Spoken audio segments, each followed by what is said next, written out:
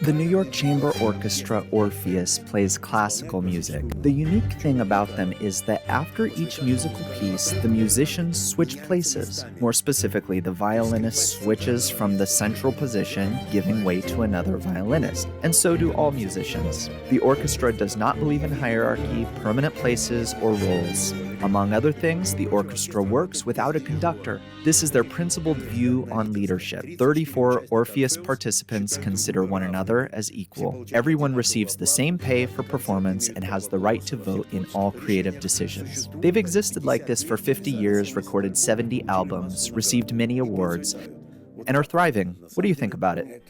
It's very unique. It's against nature. Against nature, because in fact, the conductor is the upper force, the upper thought, the head of the orchestra. The one who connects them, right? He unites them, connects them, manifesting his will in them. And how do they do it all without him? I do not know. Not even at rehearsals, not anywhere. They don't do it for the show that they are playing without a conductor. It's their main idea. They have no leaders. Only notes. How do they? They probably scrutinize and sort out everything among themselves, digging through sheet music. But tell me, a person is, as we've been saying all along, by nature, all about his own self, his leadership, his suppression of others. This is his basis, human egoism. Yes, here there is also egoism, but still I don't understand how it can be done without a conductor. You keep focusing on his absence. Yes. So you think it's okay for musicians to change places? They look at him all the time. He connects them all. He unites them and coordinates them. How can they work without the conductor? Tell me, please, ideally the performance of music, you say, is only possible with this force, so to speak, with a conductor who organizes everything. Yes. And if you still choose to do it without him? I cannot imagine it.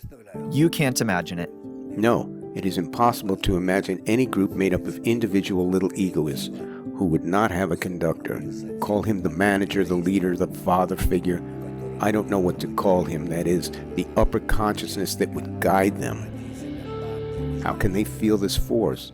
Naturally, they feel each other and themselves more, making some internal corrections and movements, but, of course, it is very difficult.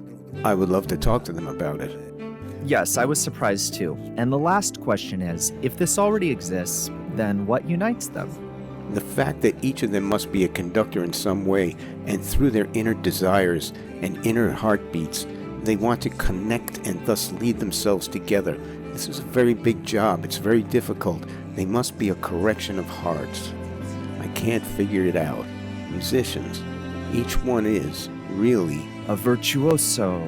Yes, both to himself and in general.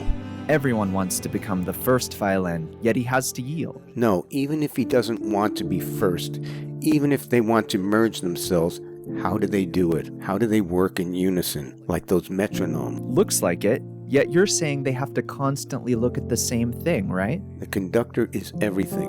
What about them? Let's assume they're working without one. Who are they looking at? Only at each other's inner feelings. That's what I think.